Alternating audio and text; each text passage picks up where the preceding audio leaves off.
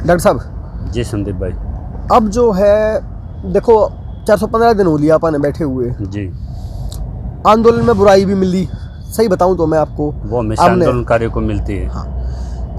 अब जो है जो पब्लिक का रुझान था ना वो एकदम भीड़ की तरह आया और भीड़ की तरह से जो है वो एकदम वापस चला गया। क्रांतिकारी तो मिले हैं लेकिन वो साथी कम है। तो मैं आपसे जो जानना चाह रहा हूँ कि आंदोलन में अब आगे कैसे दिशा दी जाए, कैसे आंदोलन को प्रभावशाली बनाया जाए, इस पर थोड़ी चर्चा करो। सबसे पहले किसी भी आंदोलन का, किसी भी वस्तु स्थिति का एक स्वतंत्र निष्पक्ष एक आकलन होना चाहिए। बिल्कुल सही बात है। 415 दिन हम बैठे हैं क्योंकि हमारे पास कोई विकल्प नहीं है। मुद्दा बड़ा है, किसान की आजीविका से जुड़ा हुआ है। 2022 में किसान की आमदनी दोगुनी होना प्रधानमंत्री जी का एक वायदा था। वायदा था। बीच में एसकेएम के नेताओं से माफी मांग के उन्होंने अपना बचाव कर लिया। ठीक है कि भाई मैं बहुत बड़ा किसान के लिए नहीं करना चाहता था, लेकिन इन्होंने 1 साल सड़कें रोक के जो मैं किसान के लिए देना चाहता था इन्होंने नहीं होने दिया।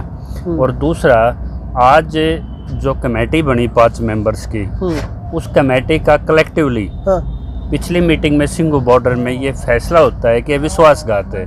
इसका मतलब जो निष्प्रभाव है आपकी, जो आपकी खेल किया गया जिस चिट्ठी से, ठीक है, जिस कमेटी से बॉर्डर्स खाली किए गए, जब आप मानते हो उसको सामूहिक रूप से कि एक बहुत बड़ा धोखा हुआ आपके साथ, उसके आज भी सदस्य यदि पंजाब में मंचों से रज्जेवाल, चढ़ूनी और वो उन किसानों के वोट मांगते हैं, तो सीधी सी बात है वो उससे आज भी त्याग पत्र नहीं देना चाह रहे, यानी कि एमएलए बन के उस परिस्थितियों का आगे डायलॉग डिप्लोमेसी में क्या फायदा उठाए। इसी तरह से जो प्रायोजित की थी ये योगेंद्र भाई ने की थी, स्वराज इंडिया पार्टी के नाम पे कामरेड कुछ इसका, यानी कि इसको राजनीतिक मुद्दा बनाने की दिशा में बढ़ रहे हैं। तो आज मैं ये पूछता हूँ आपसे ही, प्रधानमंत्री को अपने सेल्फ डिफेंस में ये कमेटी सुरक्षा देती है, ठीक है, ये वर्क ऑन प्रोग्रेस का जो बोर्ड है, ये भी कार्य चल रहा है, कमेटी की मीटिंग हो जानी है आगे, कुछ समय निर्धारित नहीं है। कृषि मंत्री उसमें हवाला देता है चिट्ठी में कि केस वापसी हो जाएंगे। वो उनका कृषि मंत्री कहाँ, सचिव ने लिखी है, उसके डोमेन में नहीं है, सचिव के डोमेन में, सचिव के डोमेन में नहीं। मैं कहता हूँ एग्रीकल्चर मिनिस्टर के डोमेन में नहीं। बिल्कुल सही बात है। और जो कानून बनेगा वो लॉ मिनिस्टर या लॉ सेक्रेटरी करेगा, उसमें उसका रेफरेंस नहीं उसमें, यानी कि जिसका क्षेत्राधिकारी नहीं है, एक्सीड जुडिक्शंस का, वो चिट्ठी अपने आप में एक मजाक बन गई है।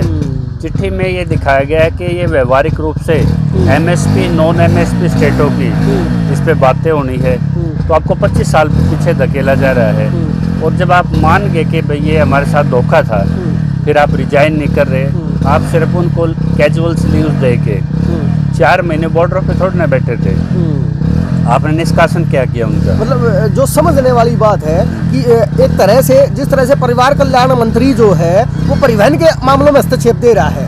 मतलब दोनों आज सोचने की बात ही है संदीप भाई कि एसकेएम किसान का प्रतिनिधित्व करता था, तो किसान अहम था, किसान की आजीविका महत्वपूर्ण थी, किसान का मुद्दा महत्वपूर्ण था, ठीक है। लेकिन जब उससे भी महत्वपूर्ण एक प्रोपेगेंडा हो जाए, एसकेएम नाम का बैनर हो जाए, जब उसमें से 23-24 सदस्य मुद्दे को छोड़ के चुनावी चले गए, वो खत्म हो गया, उसकी स्ट्रेंथ खत्म हो गई। जब वो अमित शाह के साथ रात को मीटिंग करके एक्स सीएम और पॉलिटिशियन मामले को चिट्ठी का बहाना दे के आंदोलन निपटा देते हैं, तो सीधी बात है आज उस एसकेएम को जिंदा कौन रख रहा है? आज उसको जिंदा रख रही है बीजेपी, ताकि 5 राज्यों में एक ये बड़ा सवाल ना बन जाए। अगर एमएसपी मुद्दा ये आज कमेटी से रिजाइन अगर किसानों को पूछना चाहिए रज्जेवाल से, चढ़ूनी से, कि आपको टिकट के लिए तब आइए, पहले आप जो वो कमेटी थी जिसने हमारे मुद्दे के साथ धोखा किया, आप उससे रिजाइन कीजिए। यदि उनका रिजाइन ले उसके बाद उनसे वोट के लिए बात हो, नहीं तो उनका बहिष्कार रखे।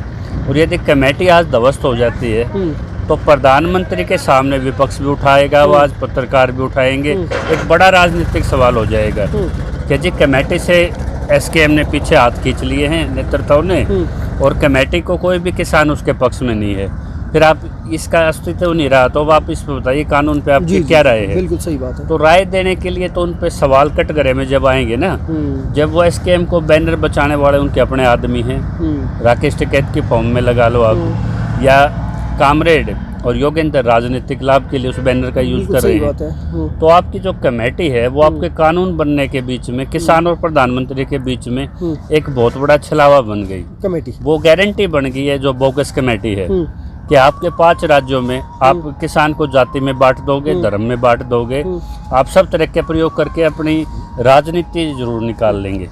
मतलब किसान के मुद्दे पे इकट्ठा नहीं होने दोगे। किसान को आज सबसे बड़ी किसान राजनीति ये होती कि एसकेएम एकदम से वो कमेटी भंग कर देता है। ठीक है।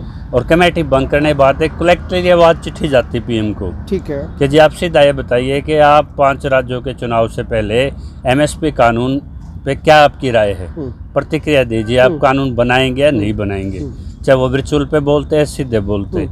तो किसान जाति से उठ के, स्टेट से ऊपर उठ के, भाषा से ऊपर उठ के, हर भेद से ऊपर उठ के किसान अपने सवाल पे आता है। दूसरा, अभी एसकेएम को कंटिन्यू वो लोग कर रहे हैं जो लखीमपुर में कुछ ड्रामेबाजी करने की कोशिश करेंगे। बिल्कुल सही है। वहाँ अनवर्थ उसने करवाया है अखिलेश ने, जिसने 20,000 करोड़ जो किसानों को मिलना था गन्ने का बकाया उस पे कलम से काट दिया था। आज सुरेश राणा गन्ना मंत्री यानी कि भाजपा इलाहाबाद हाई कोर्ट में जो गन्ने का बकाया है लाखों करोड़ों, उसको सुप्रीम कोर्ट में चैलेंज कर रही है। आज वहाँ पे जो प्रॉपर्टी डैमेज एक्ट के केस हैं, हाई कोर्ट के स्टे होने के बावजूद गरीब दिहाड़ीदार को घर में बैठे जो आईपीएस हाउस रेस्ट थे उन पर 335 करोड़ की 500 नोटिस जा रही हैं। मतलब हर एक तरह का इलीगल प्रोसेस चल रहा है। तो आप ये बताइए कि किसान का आज अगर उसकी कोई फसल डूब रही है या किसान पे भूमि अधिग्रहण की कोई गाज पड़ रही है या जैसे अन्ना हजारे ने चिट्ठी जारी की है या राजस्थान में कुड़की के राज्यपाल स्वयं एक विधेयक के बीच में खड़े हुए, तो आज किसान के मुद्दे पे कौन आगे प्रतिनिधित्व खड़ा हो कि प्रतिनिधित्व अपने निजी लाभ के लिए राजनीतिक हथियार बन के वो आज पंजाब में यूपी में जगह जगह इस्तेमाल हो रहा है। तो आज किसान को आकलन यही करना चाहिए। आप बुद्धिजीवी हैं, जो लोग ये वीडियो देखेंगे या फिर तो उनके मन के अंदर कुछ क्वेश्चन भी आएंगे। उनमें से क्वेश्चन मेरे से बार बार पूछा जाता है कि भाई एमएसपी का जो कानून होगा उससे महंगाई से उसका क्या संबंध रहेगा, कि भी महंगाई उससे बढ़ेगी घटेगी, इसके बारे में थोड़ा और खोल के बताइए। ये बहुत बड़ा भ्रम है जी, फैलाया भी गया आंदोलन के दौरान कि यदि किसान की भाव का हम उसका उचित मूल्य देंगे इनपुट तो महंगाई बढ़ेगी। अच्छा, बीज का पैसा कहाँ गया? 23 जो है फसलों का सीड बिल ले रहे थे ये आपके आंदोलन की वजह से वो डिले हो गया। फर्टिलाइजर का बिल है वो आपका पार्लियामेंट में पेंडिंग है। भूमि अधिग्रहण कानून की 7 बार भ्रूण हत्या की कोशिश की गई। मैं कह रहा हूँ इतने ज्यादा एक्सपेरिमेंट किसान के